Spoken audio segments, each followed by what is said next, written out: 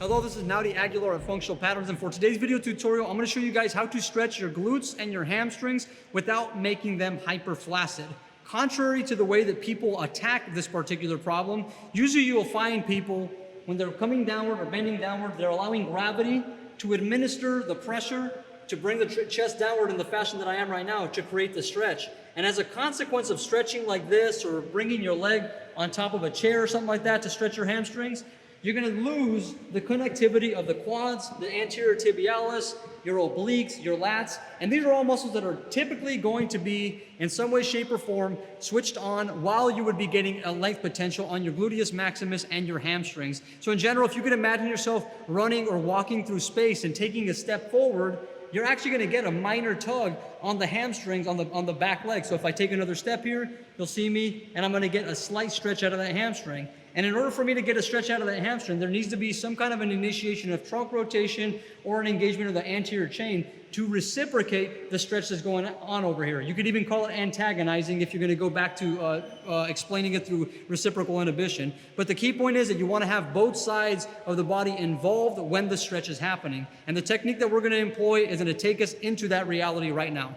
The tools we'll be using for this video, one of them will be an FP band. You can find these on our website at functionalpatterns.com. We have them available there. They're specifically made for the feedbacks you'll need for this technique. And we'll also be utilizing one of our Functional Patterns dual arm MP trainers. What we're going to do to get ourselves started, we actually will bring one leg onto the top of this bench in the way that I'm doing right now.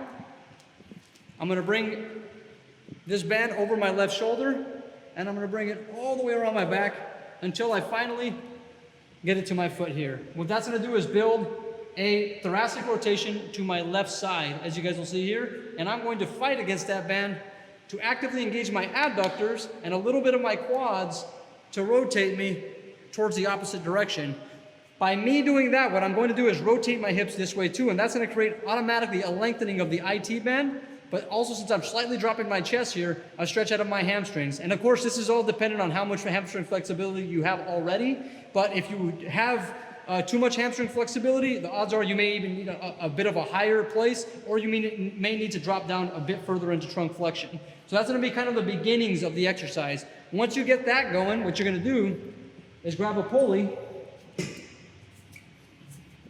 and you're going to take it on the same leg that you're intending to stretch.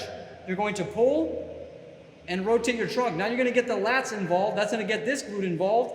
If your left glute gets switched on through reciprocation, contralateral reciprocation, you're going to get this left glute and this right hip flexor to contract with that. As you rotate your T-spine, this way you're going to begin to feel a nice tugging on that hamstring in that position.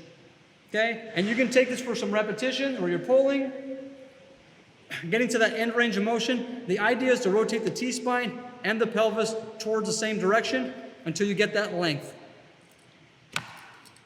Something you want to watch out for here is that you're keeping that TVA for the most part in, a little contractile tension on the core, making sure you're holding a nice thoracic extension while you're in this position. Most of your weight should be, for the most part, on the grounded leg as you're doing this. So you get a little bit of pressure here, but you don't want to be heavily leaning on that, otherwise that might put some pressure on your popliteus. Another thing you'll want to watch out for is that you're not completely locking your knees out. If you're one of those people that has banana knees where the knees bend backward, that can be really, really damaging on the hamstring. So I would advise to keep the knees bent and slowly work your way through that range of motion.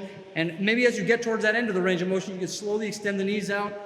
But you want to ensure that it just doesn't go limp, that it doesn't just flaccidly extend from where it's at. So if I'm like right here, that it doesn't just kind of go limp. You want it to go nice and subtle as you go through that range of motion. So again, this is rotating my T-spine.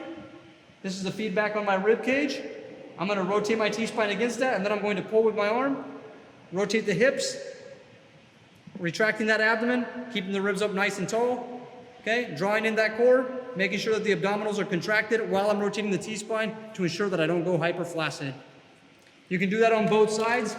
It's highly effective for creating that good circulation on that posterior chain, but never mind that. to help you make some movement gains all together. All right, guys, there is a glute max and hamstring stretch for you. If you like this video, be sure to click like on it, comment on the video, share it with your friends. We would really appreciate that to get the word out to the rest of the industry and many people out there who need the help. This is Naudi Aguilar of Functional Patterns, reminding you to train intentionally and not habitually. Take care.